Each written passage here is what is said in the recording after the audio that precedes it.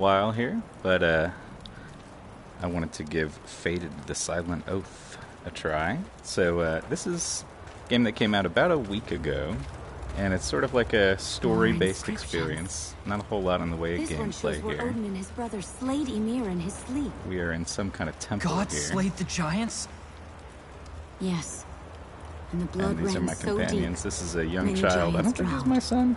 I don't know A good exactly what his handful of deal them. is. He's like my nephew or something, Is maybe. that why the giants are I angry don't now? like him very much.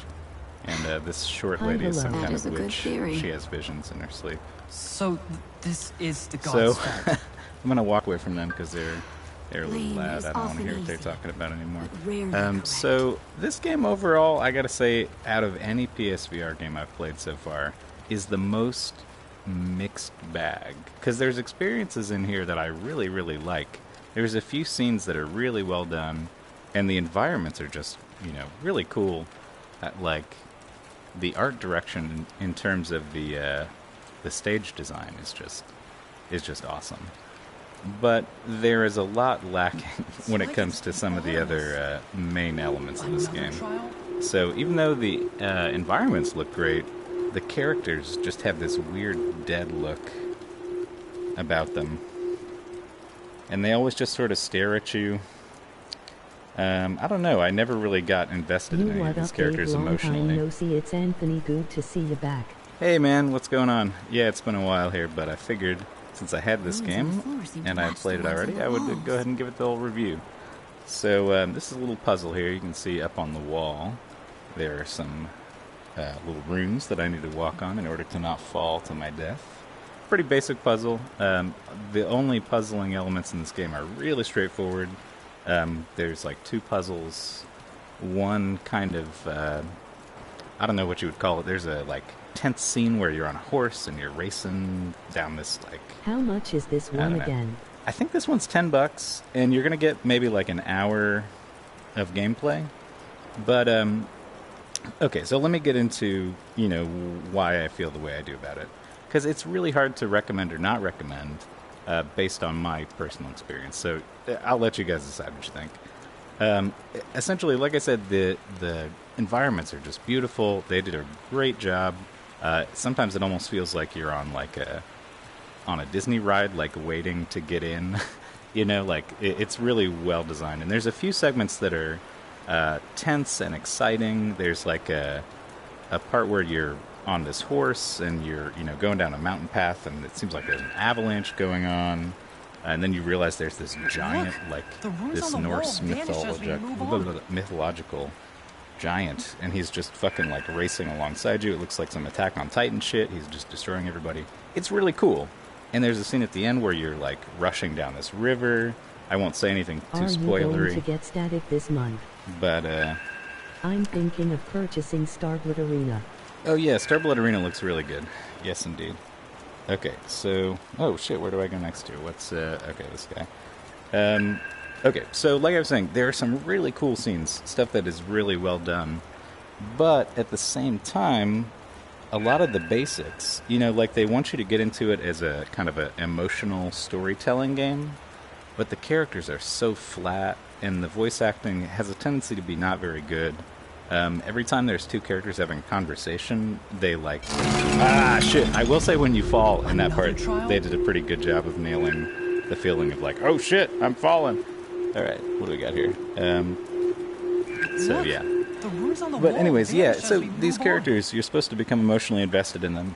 And they're just sitting there having these conversations where between every sentence, they'll just pause for a full second before they respond. I'll And it doesn't probably feel pick like a them real both up. conversation. It doesn't feel natural. Even though the voice acting isn't really terrible, they don't really... This looks pretty good.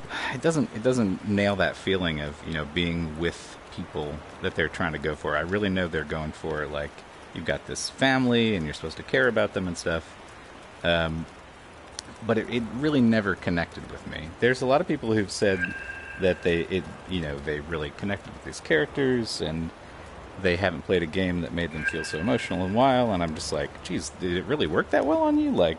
I was not impressed with any of those parts of it. Really, the environment design and a few pretty exciting set pieces are what this game has going for it. I wouldn't say go into it expecting the same kind of like, it's going to touch me emotionally and I'm going to have a great experience and, you know, get invested in these characters and stuff.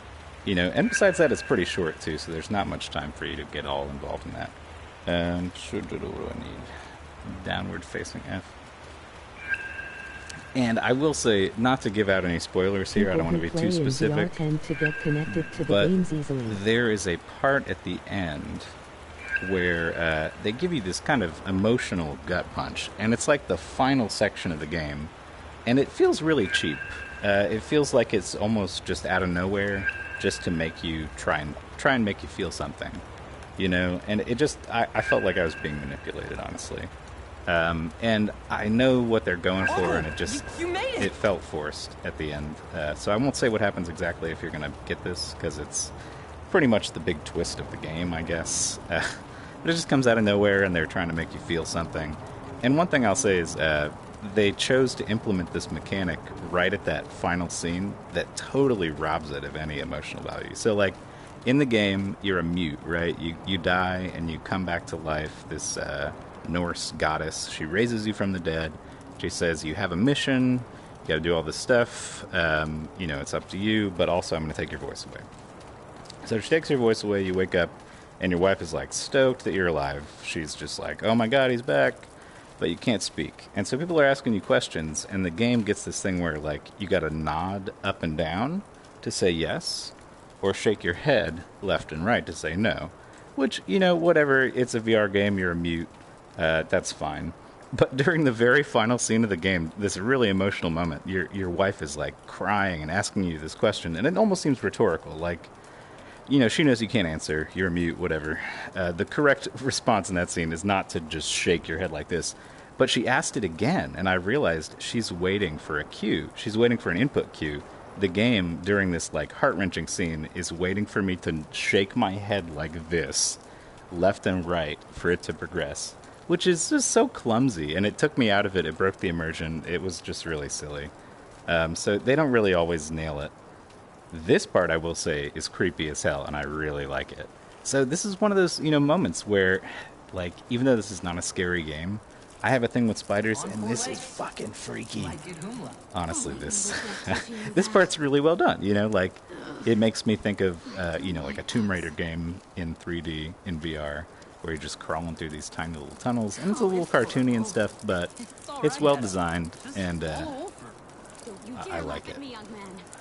So, you know, it's hard to recommend or not recommend. It fails at a lot of the things it really attempts in terms of storytelling and, you know, getting an emotional response out of you, at least for me personally. I don't know. Some people have said that it did really touch them in some way. You know, that's maybe I'm just a heartless individual. I don't know. But, you know, it just, there's so many things that break the immersion that I could never really get invested in it. For instance, like, there's a scene where this little kid, where is that kid?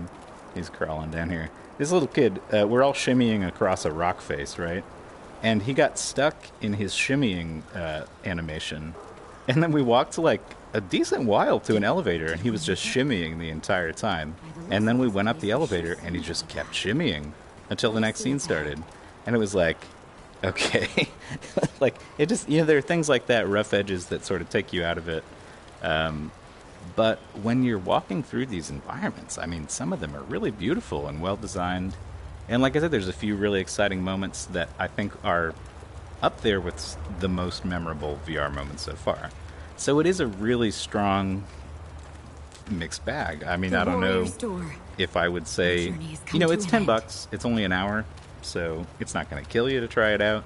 I wouldn't say that I'm totally satisfied with it, especially because it just kind of ends on this weird sour note emotionally that comes out of nowhere, and then you're supposed to feel something, There's a and it lever. just leaves you with that. Uncle, and it doesn't really can I have pull anything it? to do with the mythological story that's going on underneath everything. Oh, he wants me to say yes, pull the lever. Yes, pull the Okay, lever. here I I go. hate the shaking your head mechanic. It's kind of annoying. There's got to be some better way. Just let me press a button to say yes. Alright, so if I go too much further, I may get into spoiler territory here, because this is like almost the end of the game. So I don't want to go thank too much goodness. further. What This is game my daughter. that's not VR would you like to I see thought the become a worst. VR game? She's probably the Sven, best come character in the here. game, I may not be your mother, but I can still give my nephew a but hug. none of these No characters date. are Let's really get that dated. good. This is my Darling wife. Lily. So I don't know. Did you Yeah, I keep don't know your how I'm mama supposed to safe? get involved in these characters when they're all Yes, just like she was staring sad, at me with but these I dead helped. looks and walking to predetermined positions Liv, and then just sort of like Guess what I found out? stiffly Edda's turning. afraid of bugs. It's my only weakness. Yeah, I don't know. The trial is It just doesn't almost really over. Surely nail the gods will the smile upon us. the storytelling aspect. But I they can always see look so like if they serious. got this kind of Let's go thing see if they down, smile. you know, an immersive Telltale style game in VR, that would be pretty cool. And there are a lot of things here to recommend, but like I said, it doesn't really hit all the marks that it's going for.